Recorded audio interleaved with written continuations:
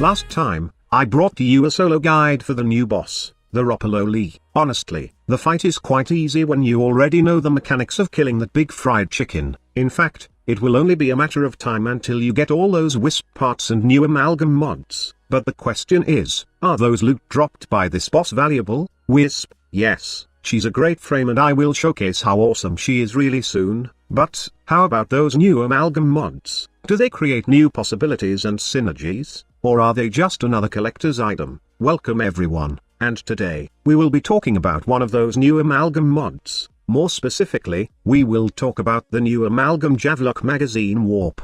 Out of all the new amalgam mods, this one is quite interesting. Well, who won't be awed when they see 6000% reflect damage? Those are pretty insane numbers, but honestly, I was a bit hesitant at first with this mod. Yes, the percentage of reflect damage is pretty high, but this game has a pretty odd reflect mechanic and I have learned my lesson hard by trying to build something unique and fun, using the reflection mod. I thought at first that 96% is quite decent as it's close to 100% damage reflection, but the truth is, it's pretty lame. The damage it reflects to enemies are really low, and building for a reflection focus build is not that efficient in any mission. Now, how about this new amalgam reflect mod? Well, the title says it all. This reflect amalgam mod can do insane damage with the right setup, and in the right hands. At first, I thought that it would be good to use in tank frames, and a good place to start is within arrows. Tanks with invulnerability cannot utilize this new amalgam mod. Abilities like Nazar's Ward in Halo, Rhino's Iron Skin, or even Wukong's pre-nerf Defy will not trigger the effect of this mod. Those that has damage mitigation, and high health values would be best for this mod. So the basic setup would be, Reflection for more damage return, Adaptation for damage mitigation, Reflex Guard for that 90 degrees parry angle, and lastly, the usual health mods that you are able to put on this frame. I did add Rage on the build, because blocking mechanics is now associated with energy channeling. Long story short, you need energy to block and return damage to the enemies. After that, put the Reflect mod on your Javlock. It's up to you if you will mod your Javlock with other mods or not. Anyway, the only thing that is required on this weapon is the new Amalgam Reflect mod. And lastly, the most important part, is equipping a sword and shield melee weapon. There are a couple of choices, but for me, I prefer the Silver and Aegis Prime, because it has the highest damage mitigation of all blocking melee weapons. That 90% damage mitigation will be very useful for survivability. For the mod setup, I usually go with this build. Now these are the mods that interact with the reflect damage. The Smite mods does increase the return damage, while Dispatch Overdrive will proc once you killed an enemy while blocking. The Parry mod is of course a necessity, and Guardian Derision would be good for aggro. Channeling mod is also important,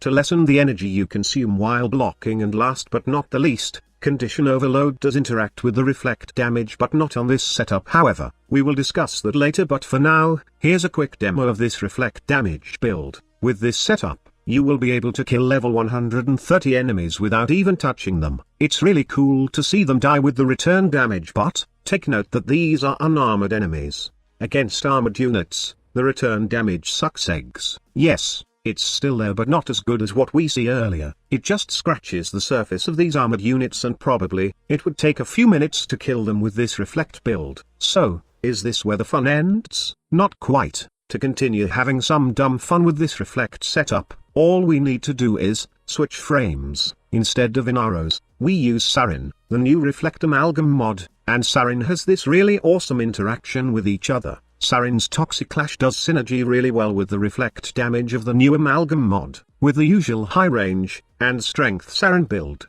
with the addition of Reflex Guard and Reflection, Sarin can easily dispose heavy armored units with the reflect build. The good thing about Sarin is that, you can also use her spores for the corrosive damage, aside from Toxic Clash dealing toxin damage, and that damage being increased by Condition Overload at the same time. You can also spread your spores across the map, and deal corrosive damage, to get rid of heavy armored units really fast with this reflect setup.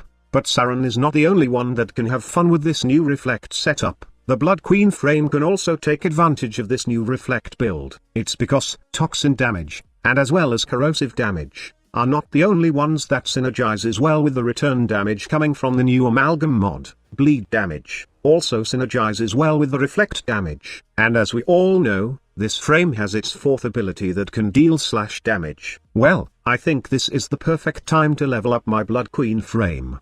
But for a short demo, here's what this frame and the reflect setup can do. Basically, you cast your fourth ability first, and then block all incoming damage with your shield. I really can't showcase this setup to its full potential yet, but rest assured, I will do a video about this in the future. Just need a couple of leveling session with this frame and see what build I can come up. So now, we know that corrosive, toxin and slash does synergizes well with this setup. I think we can tweak that in our own setup a bit. So, what we need to do is add either a corrosive, slash or toxin weapon in our setup. We can consider the pox, as it deals innate toxin, and we can convert that to corrosive, with the reflect setup, and then the corrosive pox. This is how this synergy works against high-level, heavily armored units. Perfect. In the past, you will have problem with this setup, but, with the recent melee changes, you can easily switch from guns to melee weapons, making this synergy usable in real missions. So that's it. I hope that you have learned something from this video. If you have some suggestions, or questions,